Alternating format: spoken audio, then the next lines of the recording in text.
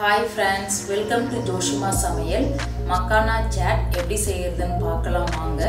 மக்கானானா தாமரை விதை. இத மாதிரி தான் இருக்கும். இது சூப்பர் மார்க்கெட்ல கிடைக்கும். இதில இருந்து நான் 1 கப் அளவுக்கு எடுத்துர்க்கேன். இப்போ அடுப்புல ஒரு கடாய் வச்சி வெறும் கடாயிலே 1 கப் மக்கானா சேர்த்து நல்லா வறுத்துக்கலாம். கைவிடாம ஒரு 5 நிமிஷம் நல்லா வறுத்துக்கோங்க. கலர் நல்லா சேஞ்ச் ஆகணும்.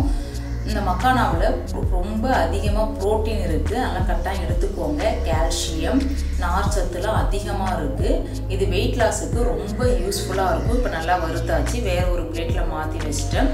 அதே கடாயில 1 டீஸ்பூன் எண்ணெய் சேர்த்துக்கிறேன். நான் அடுப்பை ஆஃப் பண்ணிட்டேன். ஒரு 1/4 டீஸ்பூன் தனி மிளகாய் தூள், ஒரு பிஞ்ச் அளவுக்கு மஞ்சள் தூள், 1/4 டீஸ்பூன் உப்பு, 1/4 டீஸ்பூன் சாட் மசாலா சேர்த்ததுக்கு அப்புறம் அடுப்பை ஆன் பண்ணிடுங்க. இப்போ கருகிடாம வறுத்துக்கோங்க. டக்குன்னு கருகிடும். கருகிச்சுன்னா டேஸ்ட் மாறிடும். இப்போ வறுத்ததுக்கு அப்புறம் ஏற்கனவே நம்ம வறுத்து வச்ச மக்கானாவை இதோட சேர்த்துக்கிறேன். சேர்த்து ஒரு 5 நிமிஷம் கைவிடாம நல்லா வறுத்துக்கோங்க. அப்பதான் மசாலாலாம் நல்லா கோட்டிங் ஆகும். டேஸ்ட் ரொம்ப சூப்பரா இருக்கும். இத மாதிரி வறுத்ததுக்கு அப்புறம் இது வேற ஒரு பாத்திரத்துல மாத்தி வச்சிடுறேன்.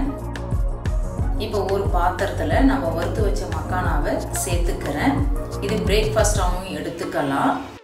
இது கூட கொஞ்சமா வெங்காயம், தக்காளி, பச்சை மிளகாய், கொத்தமல்லி தழை, கொஞ்சமா மாதுளம்பழம் சேர்த்துக்கிறேன். சேர்த்து நல்லா மிக்ஸ் பண்ணி விட்டுக்கலாம். ஒரு 1/4 டீஸ்பூன் அளவுக்கு உப்பு சேர்த்துக்கோங்க. ஏற்கனவே நம்ம மக்கானா வறுக்கும் போதே உப்பு சேர்த்துருந்தோம். அதுக்கு தகுந்த மாதிரி பார்த்து சேர்த்துக்கோங்க. இதில் கட்டாயம் மாதுளம்பழம் சேர்த்துக்கோங்க. லைட்டாக ஸ்வீட்னஸ் இருக்கும்போது டேஸ்ட் வந்து ரொம்ப சூப்பராக இருந்தது. இது மார்னிங் டிஃபனாகவும் எடுத்துக்கோங்க. வெயிட் லாஸ் பண்ண நினைக்கிறவங்க அடிக்கடி இது எடுத்துக்கோங்க. Okay bye.